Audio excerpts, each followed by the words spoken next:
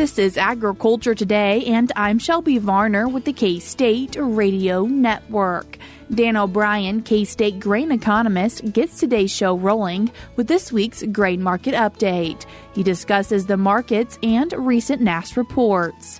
Continuing the show is Kansas Animal Health Commissioner Justin Smith with an update on highly pathogenic avian influenza, which has recently been identified in dairy cattle herds in Kansas. K-State meteorologist Chip Redmond completes today's show with a typical spring weather update. He says how Kansas will continue to fluctuate temperature and precipitation. That and more is coming up ahead on Agriculture Today.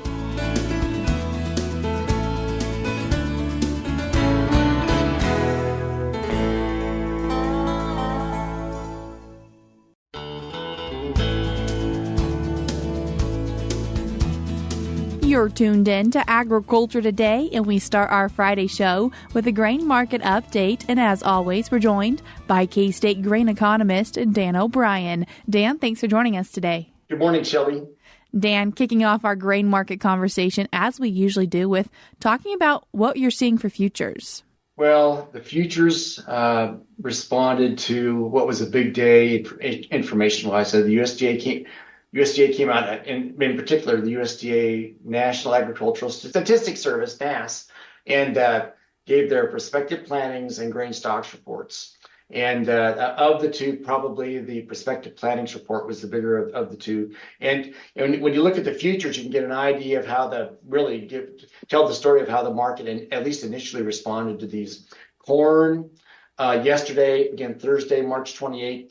Ended up for the May contract, lead contract, up about 15.4 cents, and D's corn up to 15.5. Now, still D's corn, and that's what Prospective Plantings are really about. It's really getting at. They still traded about 477, 478 has actually closed at 477 and 3/4. But we've been down somewhat lower than that, and as the market was. Again, biding time is, I guess, a good way to put it. So we had that, and you can see also that same sentiment carried through in what was kind of a neutral stocks report, as I understand it, for corn. And we'll talk about the reasons for that. Soybeans were just so. Lead contract down a penny.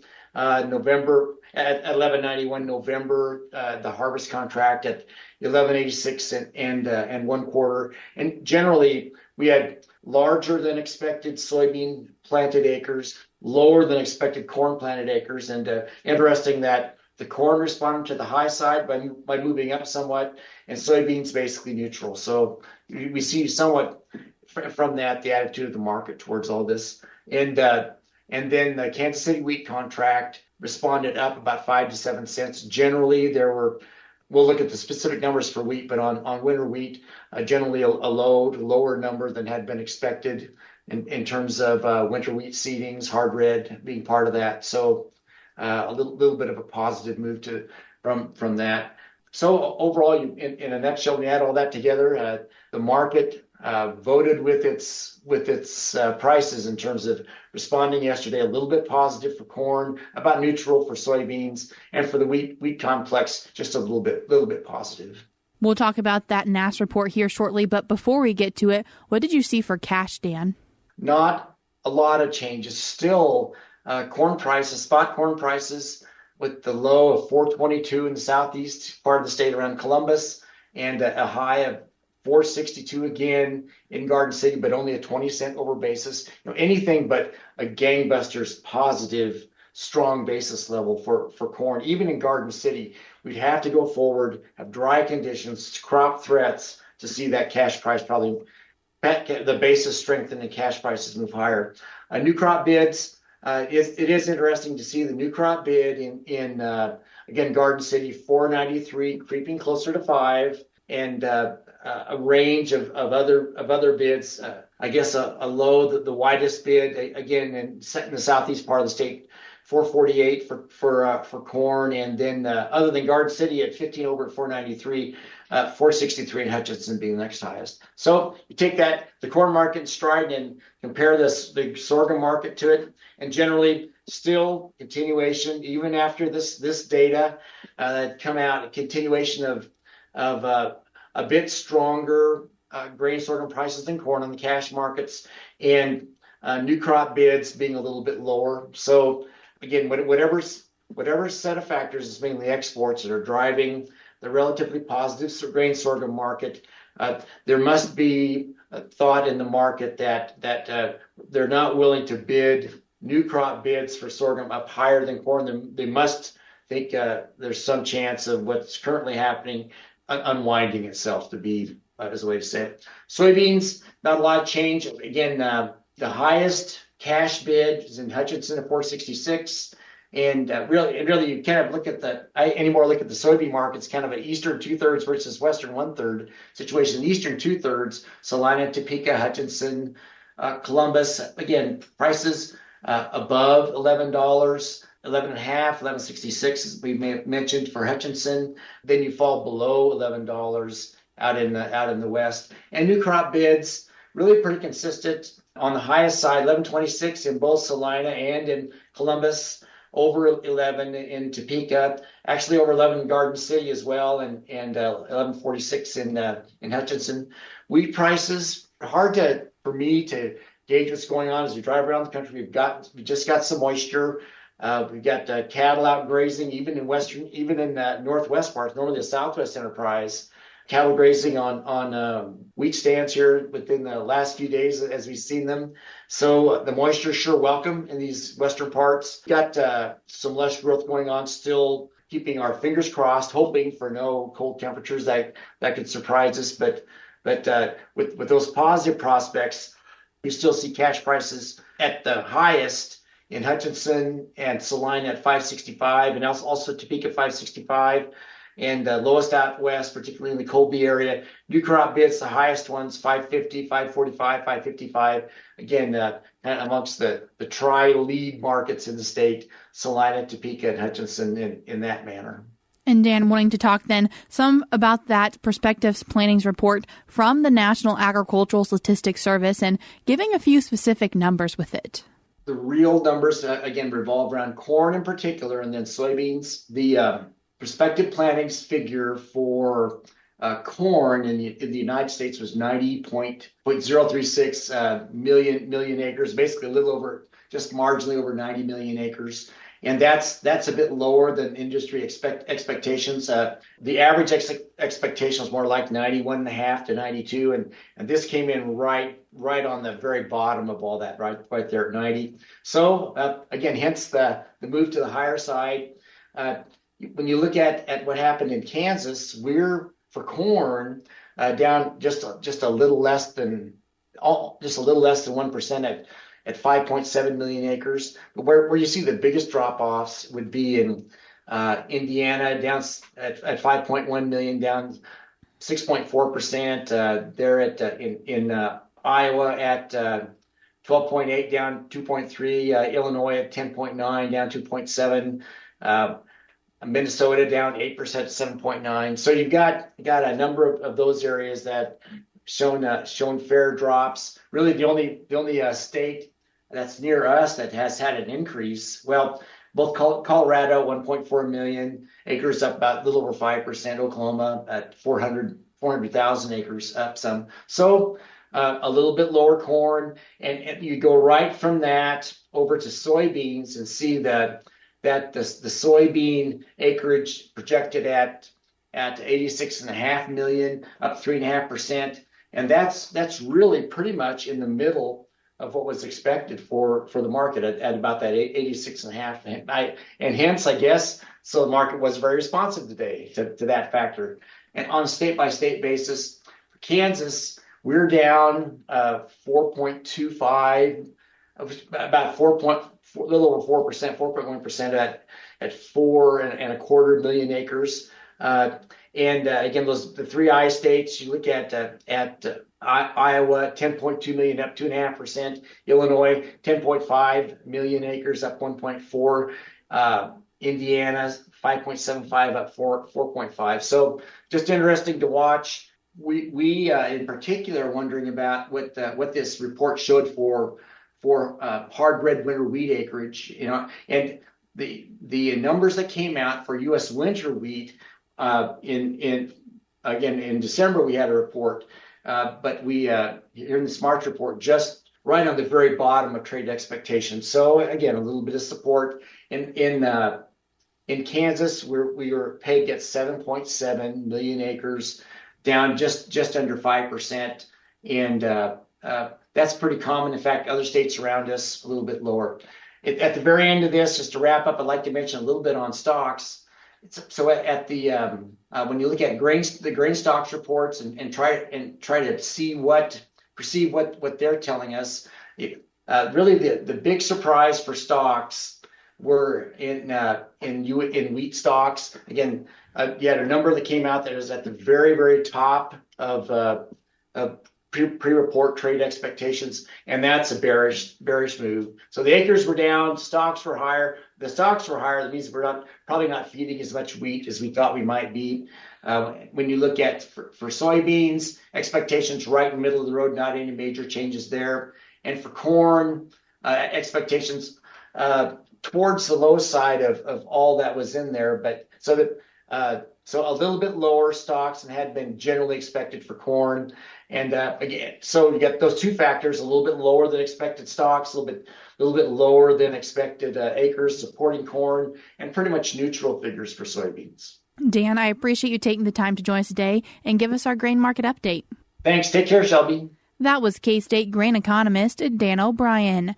I will link these NASS reports in today's show notes on agtoday.net. We're cutting to a short break now on Agriculture Today, but we'll be back with more ahead.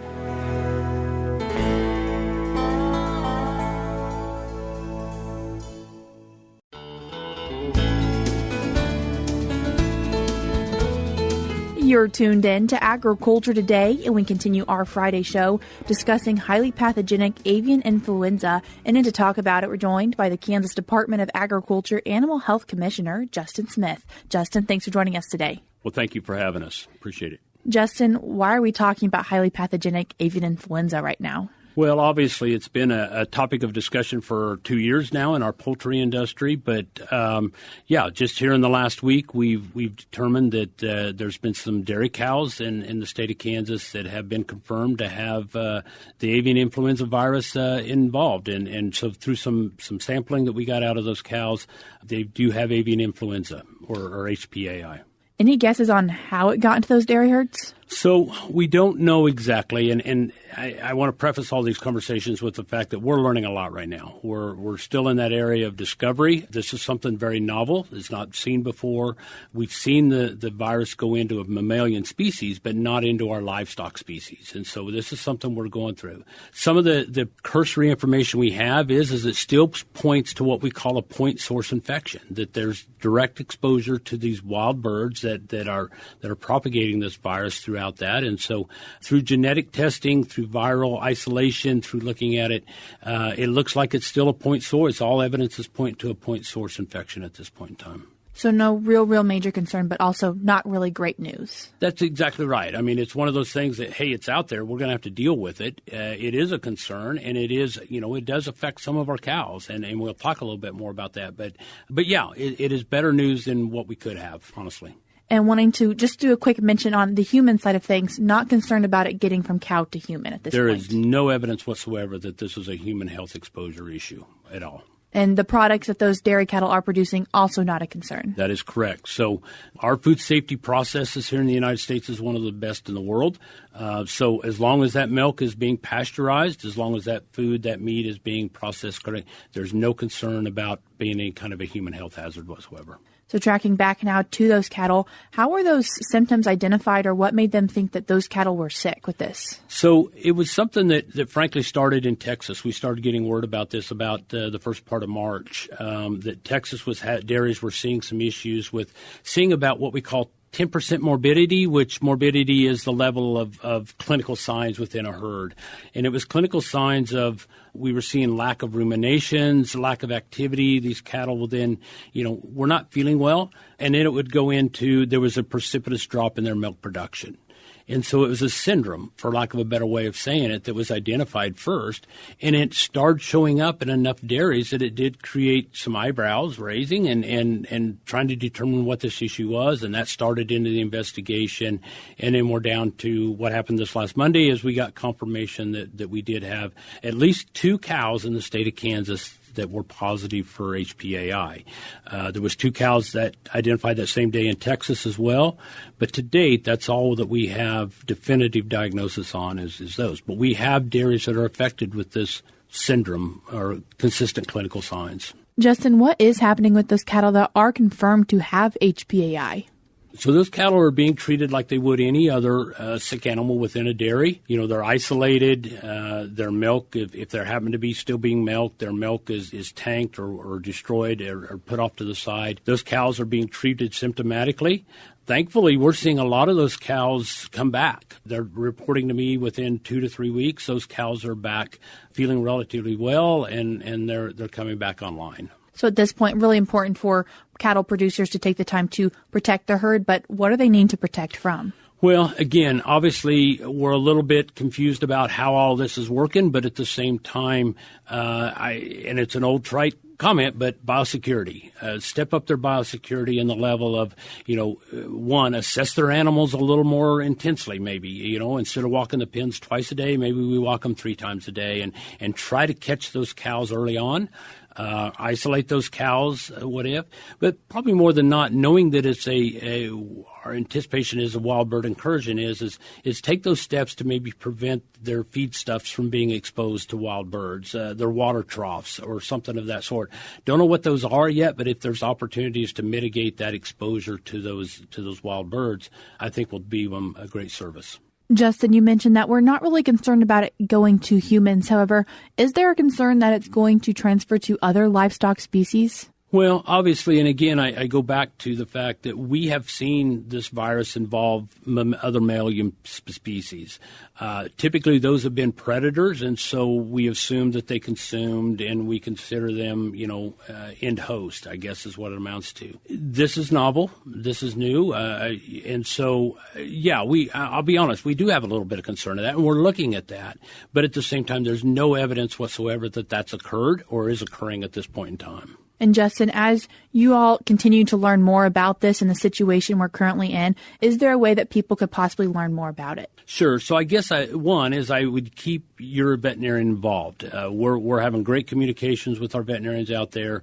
They're kind of our source of disseminating some information. So make sure that you get your herd veterinarian involved, your local veterinarian involved in the conversations. Keep your ear to the ground, I guess, for lack of a better way of saying it. Watch, keep the news. We're trying to push out as much information without pushing out information that we haven't validated and that is true. I will tell you there's a lot of minds working on this right now, from USDA to other state agencies, a lot of researchers now that are really looking at this and have looked at this for a while. But we've really got something now to look at, and so there's a lot. So I would say be aware. Make sure that you are monitoring your animals and contact your local veterinarian. And at the same time, reach out to us any time. We have a website there at KDA at agriculture.ks.gov. I will be real honest with you. We don't have a lot of information on this yet. But, as we continue to learn stuff, we will be publishing it on our website.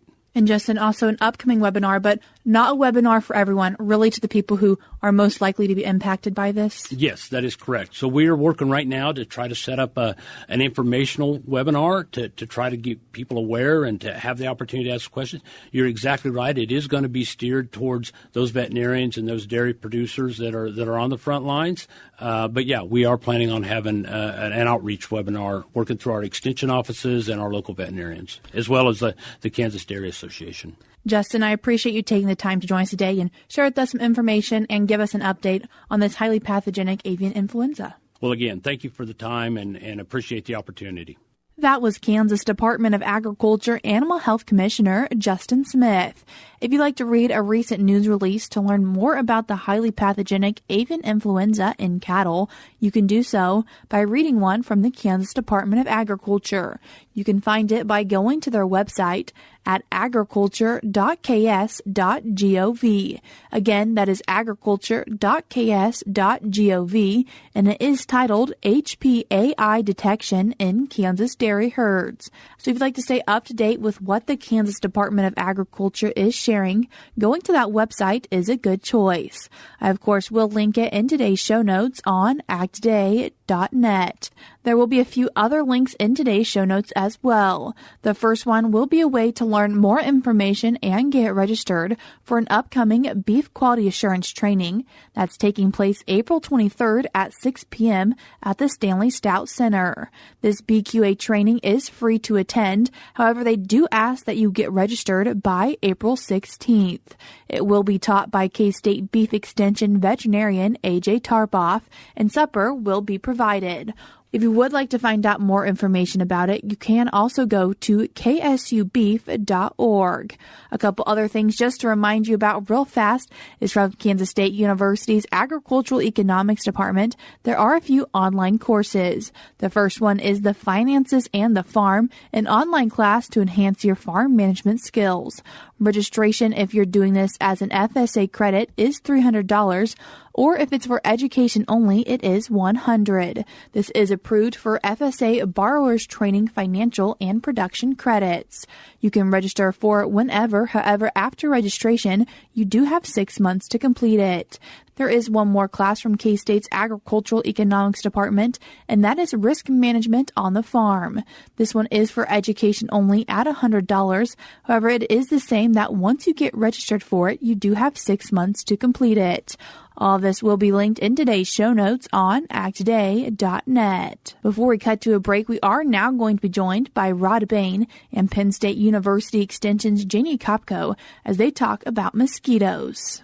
Spring is here, and now is a good time as any to learn more about the biology of mosquitoes, so you can be prepared to deal with them. A lot of people don't realize that there are important differences in what kind of still standing water different kinds of mosquitoes like. You heard Penn State University Extension's Jamie Kopko say different types of mosquitoes. He points out regarding mosquito species in his state of Pennsylvania alone, there are roughly 50 different species of mosquitoes. Also mentioned, different mosquito species perhaps use different types of standing water as their nesting area to lay eggs. Some of them are all about a little pool of water that builds up in a clogged drain spout, or a discarded tire, or trash on the side of the road, or something like that. They love these teeny tiny little water bodies. And then you have other types of mosquitoes that are like, give me a swamp. I want a swamp or a pond or something big. I'm Rod Bain reporting for the U.S. Department of Agriculture in Washington, D.C. We're cutting to a short break now on Agriculture Today, but we'll be back with more ahead.